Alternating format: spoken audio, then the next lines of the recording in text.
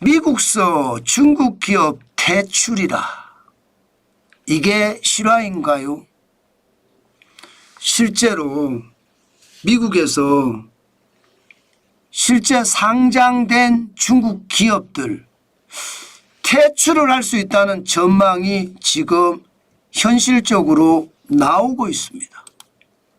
야, 저는 시장을 볼 때마다 진짜 놀라는데 미국에서 중국 기업을 퇴출한다는 이야기를 나온다는 게 야, 진짜 갈 때까지 가는구나. 저는 그 생각을 진짜로 많이 합니다.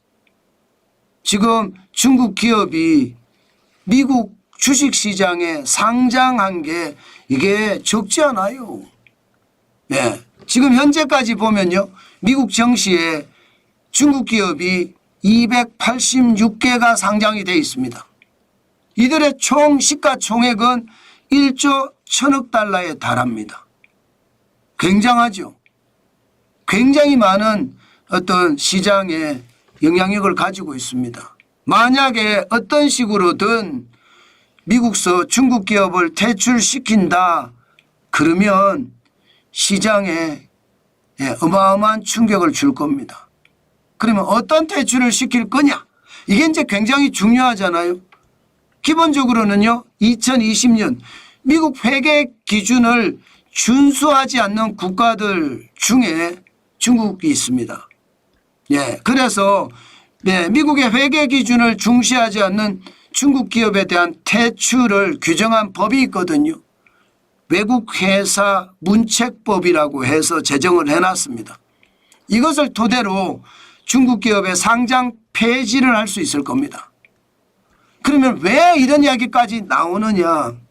지금 사실 미국이 중국에 관세를 145%까지 매겼습니다. 그런데도 중국이 지금 끔찍하지 않거든요. 중국이 끔찍하지 않는다는 것은 그만큼 말입니다. 그만큼 시장에 지금 뭔가 위협적인 요소가 있다는 뜻이에요. 중국이 움직이도록 계속 만들어야 되잖아요. 지금 미국은요. 미국은 그런 중국이 움직이게 만들 수 있는 그런 어떤 조치들을 계속 취하는데 그중에 하나가 미국 시장에 상장된 중국 기업들을 퇴출시키는 거다. 이런 얘기가 나오고 있는 겁니다. 그러니까 시장 자체도 갑자기 시장이 이상해졌어요. 오늘 시장이 장 열자마자 올라갔거든요. 장 열자마자 시장이 올라간 데는요. 핵심이 수입 물가가 떨어졌습니다. 전월 대비해서 마이너스가 됐어요. 그러니까 당초 시장에서 우려했던 것은 트럼프 관세가 보편화되면 수입 물가가 올라갈 거다 예상을 했는데 수입 물가가 떨어졌습니다. 전월 대비해서도 떨어졌고요. 전년 대비해서는 0.8% 오르는 데 그쳤습니다. 그러니까 시장에서는 트럼프 관세 걱정 없네. 시장은 그렇게 이해를 하면서 시장은 많이 올라갔습니다. 기술주 중심의 나스닥 종합 주가지수도 초기는 많이 올라갔어요. 그러나 장 후반으로 가면 갈수록 트럼프 관세에 대한 어떤 상황들이 계속 시장에서 떠돌았고요. 더 중요한 것은요. 중국을 움직일 수 있는 카드가 뭐냐. 결국 미국 시장에서 중국 기업들을 퇴출시키는 것 아니냐. 이런 말까지 나오니까 시장은 조금씩 얼어붙기 시작했습니다. 물론 검토 단계입니다. 퇴출시키는다는 게 아닙니다. 그런 말이 시장에서도 돌았고 실제 정부에서도 검토하고 있다는 얘기예요. 그러니 0.05% 떨어졌고요. 3일이 빠져서 16,823.17로 마감을 하고 있습니다. 또한 S&P 500 0.17% 떨어졌습니다. 9.34가 빠져서 5,393.63으로 지금 시장을 하락하게 만들었습니다. S&P 500은 대형주 중심이잖아요. 마찬가지 다우산업지수 0.38% 떨어졌습니다.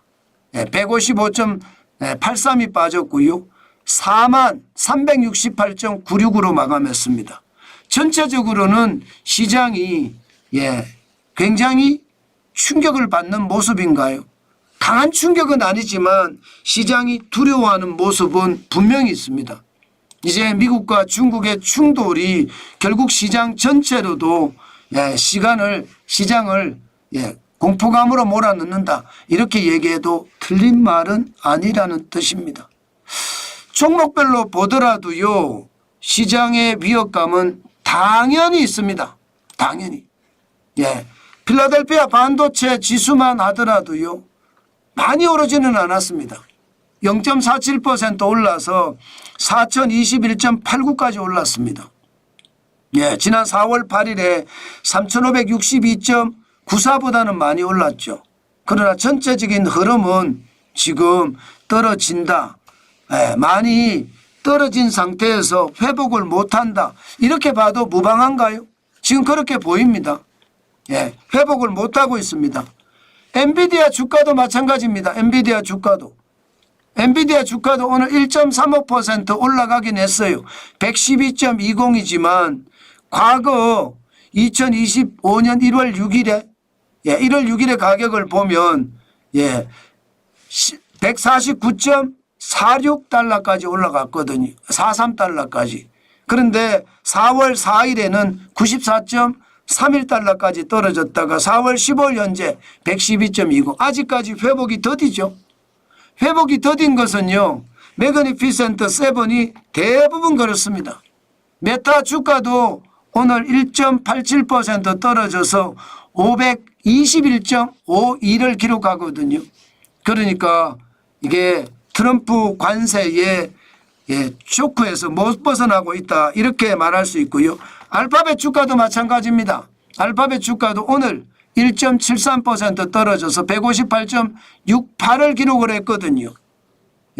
지금 회복하는 게 쉽지 않죠. 마이크로소프트도 마찬가지입니다. 오늘 0.54% 떨어져서 385.73을 기록을 하고 있습니다. 아마존은요. 이게 올라갈까 싶었는데 1.39% 결국은 떨어졌습니다. 179.59를 기록을 해서 결국 떨어진 채 마감을 했습니다. 애플은 어떨까요? 애플도 결국은 떨어졌어요.